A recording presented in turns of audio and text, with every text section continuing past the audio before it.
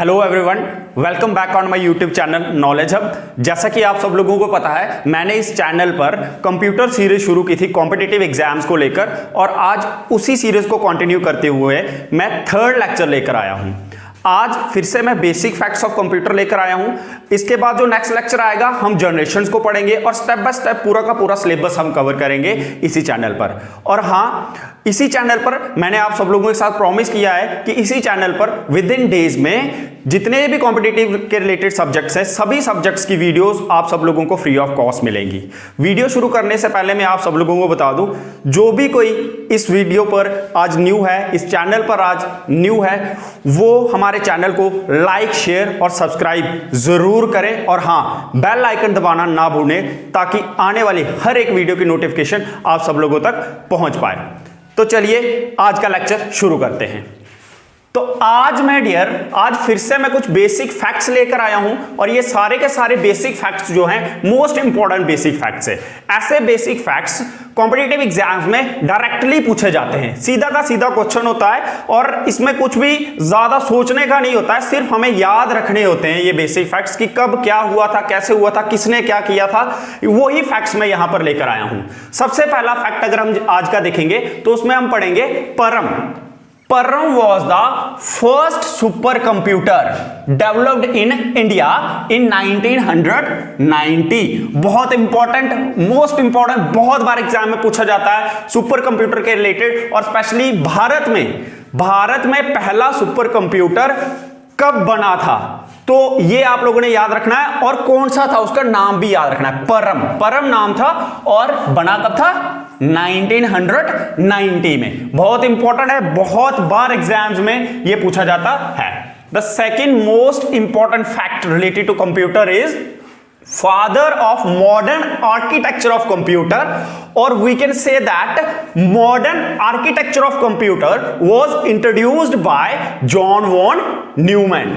जी ये क्या है? इसमें सीधा फैक्ट है। क्या है? मॉडर्न आर्किटेक्चर ऑफ कंप्यूटर कहें, या फिर हम कहें कि भाई modern architecture of computer introduce कब हुआ था, या फिर हम ऐसा कहें कि father of modern architecture of computer.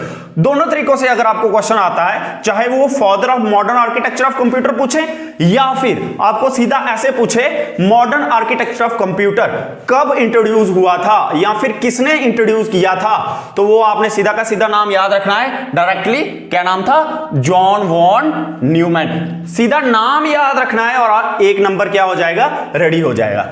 Then the third important fact, basic fact of computer, binary number system was introduced by binary number system। जैसा कि आप सब लोगों को पता होगा कि बाइनरी कंप्यूटर कौन सी लैंग्वेज समझता है? बाइनरी। कंप्यूटर हमारी भाषा तो समझता नहीं है, कंप्यूटर बाइनरी लैंग्वेज समझता है। बाइनरी लैंग्वेज कौन सी होती है? जीरोस एंड वंस वाली, जिसको हम बाइनरी लैंग्वेज कहते हैं। कंप्यूटर वो लैंग्वेज समझता है। तो भाई ये जो बाइनरी लैंग्वेज थी, इसको किसने बाइनरी लैंग्वेज को किसने इंट्रोड्यूस किया था?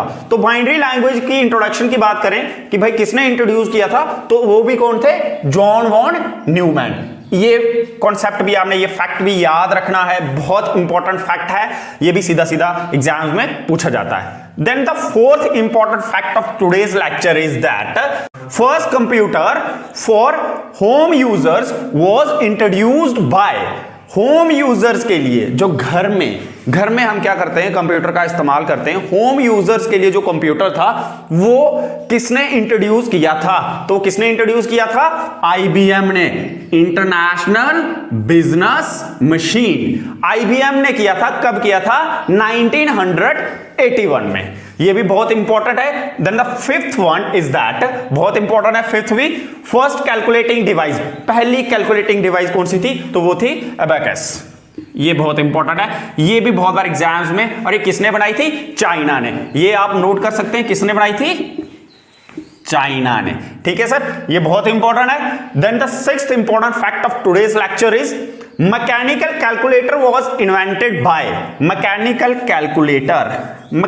कैलकुलेटर किसने इन्वेंट किया था? तो वो किया था पास्कल ने। ये भी इंपॉर्टेंट है, ये भी सीधा बहुत बार ये क्वेश्चन भी बहुत बार एग्जाम्स में आया है कि मैकेनिकल कैलकुलेटर किसने इन्वेंट किया था? तो वो किया था पास्कल ने। ठीक है सर।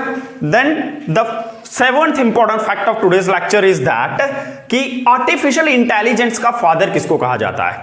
सो आर्टिफिशियल इंटेलिजेंस का फादर किसको कहा जाता है? John McCarthy. John McCarthy is known as the father of artificial intelligence. ये भी बहुत इंपॉर्टेंट फैक्ट है, ये फैक्ट भी बहुत बार कॉम्पिटिटिव एग्जाम्स में पूछा जाता है।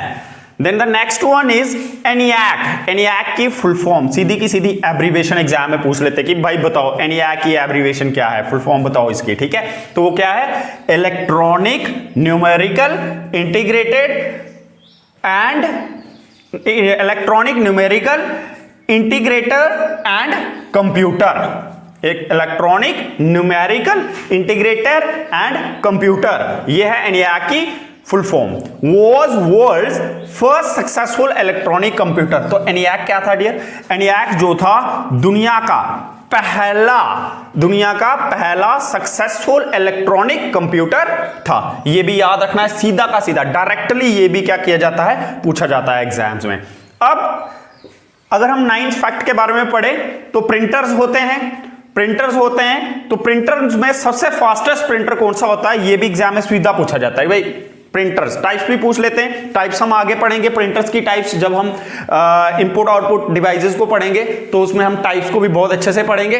बट यहां पर एक सीधा फैक्ट है जो याद रखना है हमें, तो वो है कि कौन सा प्रिंटर जो होता है वो सबसे फास्टेस्ट होता है। तो सबसे फास्टेस्ट प्रिंटर जो होता है वो होता है लेजर प्रिंटर। तो इसको याद रखना है, इंपॉर्टेंट है।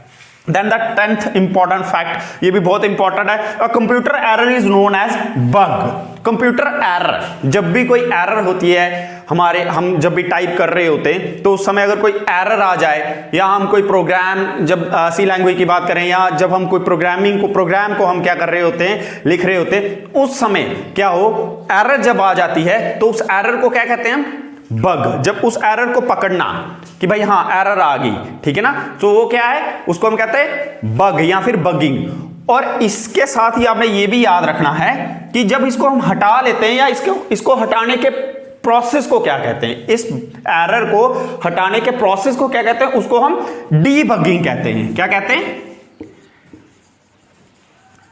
डीबगिंग। ये याद रखना है, कंप्यूटर एरर को हम बग कहते हैं, और जब इसको हटाएंगे उस एरर को उसको हम क्या कहेंगे? Debugging. Then the next important fact जो है 11th fact, Android is used in highest number of devices across the world. Android है क्या? एंड्रॉइड जो हमारे फोन में, जो हम स्मार्टफोन टैबलेट्स वगैरह यूज करते हैं, एंड्रॉइड ऑपरेटिंग सिस्टम जो होता है वो हमारे स्मार्टफोन्स या टैबलेट्स में इस्तेमाल किया जाता है। और एंड्रॉइड वर्जन का जो ऑपरेटिंग सिस्टम है वो दुनिया में सबसे ज्यादा इस्तेमाल किया जाता है, is used in highest number of devices. सबसे ज्यादा डिवाइसेस में जो है वो एंड्रॉइड वर्जन का ऑपरेटिंग सिस्टम ही होता है। Then the 12th and the last fact of today's lecture is most super computer use Linux. ज्यादातर जो सुपर कंप्यूटर्स होते हैं वो क्या यूज करते हैं? लाइनेक्स। लाइनेक्स क्या है? ये भी ऑपरेटिंग सिस्टम है। लाइनेक्स भी क्या होता है? एक ऑपरेटिंग सिस्टम है, ठीक है।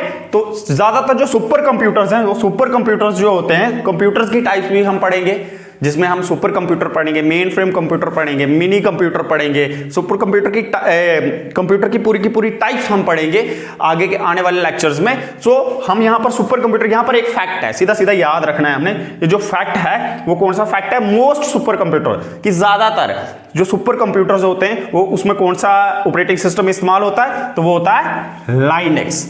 So that's all for today's lecture guys. एक बार मैं आप सब लोगों को फिर से याद दिला दूं कि जो भी इस चैनल पर न्यू है और इस वीडियो को पहली बार देख रहा है और इस चैनल पर पहली बार आया है, वो हमारे इस चैनल को लाइक, शेयर और सब्सक्राइब जरूर करें, कमेंट जरूर करें गाइस, क्योंकि आप सबके कमेंट से हमें मोटिवेशन मिलती है ताकि हम बढ़िया से बढ़िया कंटेंट लेकर आएं। तो लाइक, शेयर, कमेंट और सब्सक्राइब जरूर करें और बेल आइकन जरूर बजाएं ताकि आने वाली हर एक वीडियो की नोटिफिकेशन आप सब तक पहुंच पाए। So that's all for today's guys. Thank you and have a nice day.